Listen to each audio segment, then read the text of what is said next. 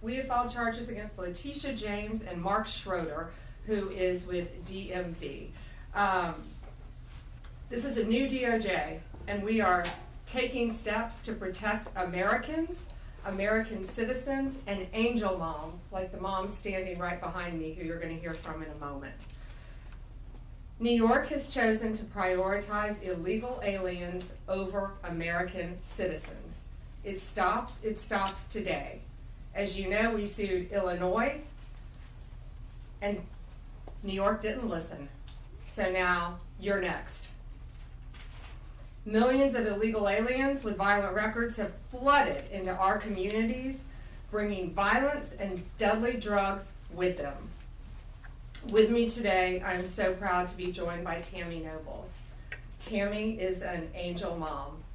Her beautiful daughter, Kayla Hamilton, was murdered by an MS-13 member in 2022. Kayla had just turned 20 years old, and she was raped and murdered by someone who should not have been in our country. Yet, he was released, flown to Maryland, where he committed this violent murder. I just want you to hear from, Tammy. Tammy represents not only herself and her family, but all of the great angel moms around this country who have suffered because of what the Biden administration did, and it is over. Thank you for having me here today and being able to share Kayla's story. Her murderer was able to come across the border knowing that he was flagged as an MS-13 gang member, and he had a criminal record in 2020 in El Salvador for illicit gang activity. He came over as an unoccupied alien child, saying that he was afraid of gang activity in his country. Health and Human Services called him a nice boy, and he showed age-appropriate behavior. That fell so wrong when he murdered my daughter. He ended up in Maryland, where he was able to rent a room in the same mobile home as her. We thought it was a legit company that were renting out these rooms, but it turned out that it was another illegal immigrant who owned these mobile homes, and he knew Walter from El Salvador. He knew him and allowed him to rent a room with my child. Kayla just turned 20 years old 3 days before she was murdered. Her murderer was only living there for 5 days before he viciously strangled her, raped her, and left her on the floor like trash and robbed her of $6. I have been sharing her story for over 2.5 years to bring change, because this should have not have ever happened to Kayla, and it shouldn't be happening to other families being hurt by the border. Homeland Security did not do their jobs. They did not check his background. You know, they did say that he was processed. So if they processed him, they knew that he was a gang member and still allowed him here. Health and Human Services did not verify the sponsor and allowed him to go with a sponsor that they don't even know if it was his cousin or his aunt. And he was able to leave the sponsor's house to go live wherever he wanted. And I am going to continue sharing Kayla's story to help save others and to bring awareness of what was happening under the Biden-Harris administration. And I'm so thankful for Pam having me here today, and I'm so thankful for the opportunities I got from Trump and any other platform, people who allowed me to share her story, because this is going to end. No other parent should suffer by having their child murdered by somebody that shouldn't be here. And I'm gonna continue, sharing it, and for Kayla, and also for others. Thank you. And it's my understanding that he also admitted to other murders. correct? Multiple Yes, murders. he wrote a letter, and it was intercepted in jail that he committed 4 murders and 2 rapes. And that's who we were letting walk into our country. And that's why President Trump has directed this to stop. And if you don't comply with federal law, we will hold you accountable. We did it to Illinois, strike 1. Strike 2 is New York. And if you are a state not complying with federal law, you're next, get ready. And the great men and women of law enforcement are standing behind me today. We have FBI, DEA, ATF agents. They put their lives on the line every single day to protect us. And what New York has, they have green light laws, meaning they're giving a green light to any illegal alien in New York where law enforcement officers cannot check their identity if they pull them over. Law enforcement officers do not have access to their background.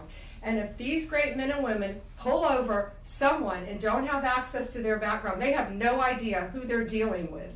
And it puts their lives on the line every single day. Violent criminals, gang members, drug traffickers, human smugglers will no longer terrorize the American people. And that is why we are here today. You will be held accountable if you do not follow federal law. It's over, it ends, and we're coming after you. Questions? We have time for a few questions. David Spot with Fox News. Madam Attorney General, thank you and welcome to the Justice Department. Thank you. I have a quick on-topic and a quick off-topic Sure. question. On-topic, in your executive order or in your orders on the first day you were here, you talked about working with the Justice Department or these sanctuary cities, as you say, will be Yes. punished. Today you're putting people on notice.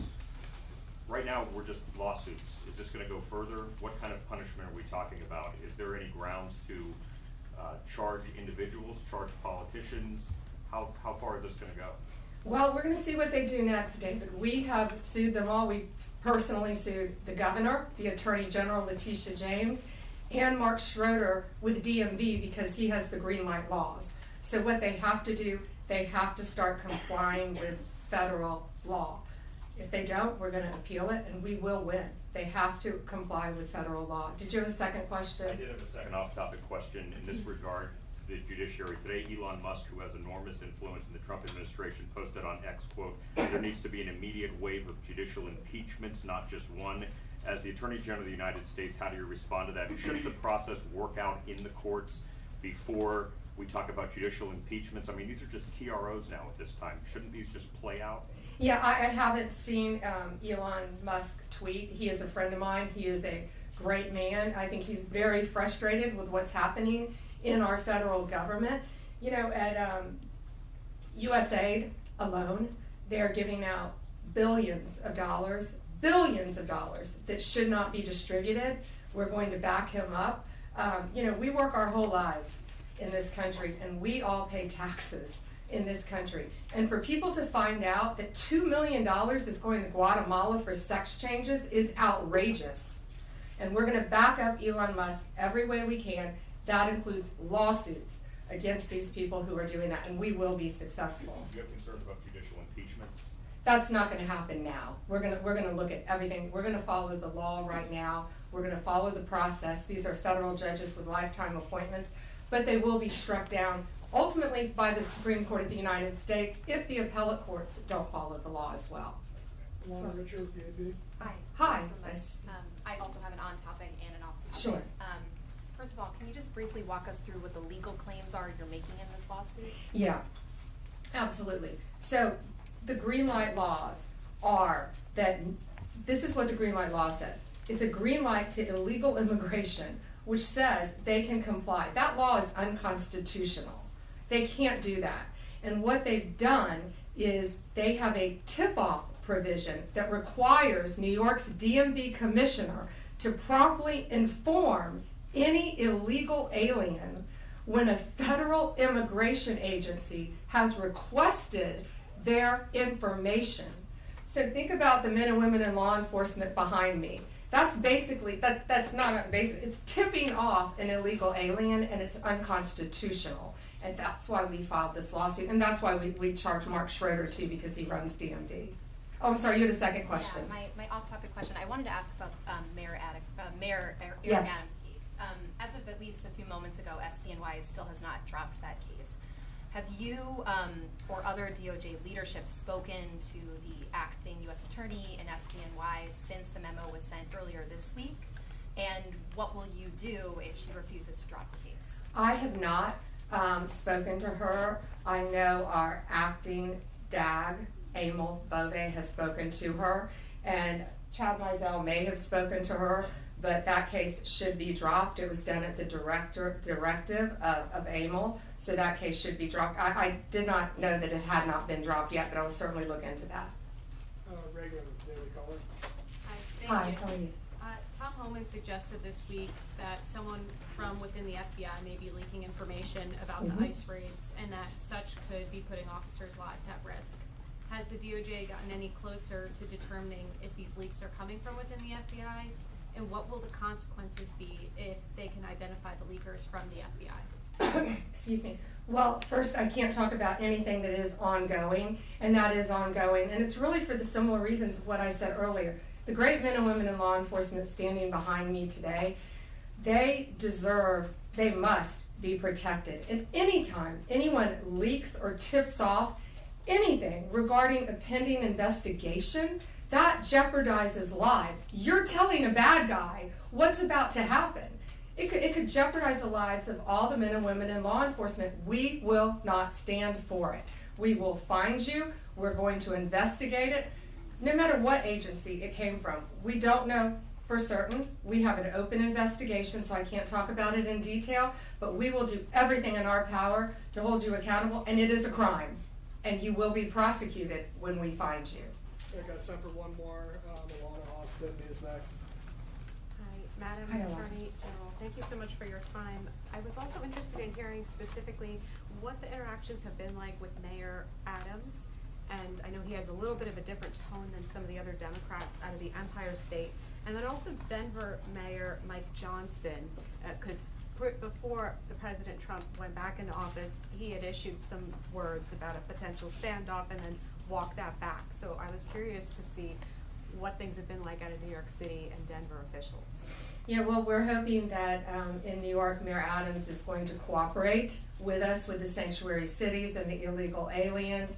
And has the mayor in Colorado been cooperating? Do we know? I believe he might have now. Yeah, I believe Colorado is now cooperating. That's what we want. We don't want to sue you. We don't want to prosecute people. We want people to comply with the law. This is very simple. An MS-13 member murdered her daughter.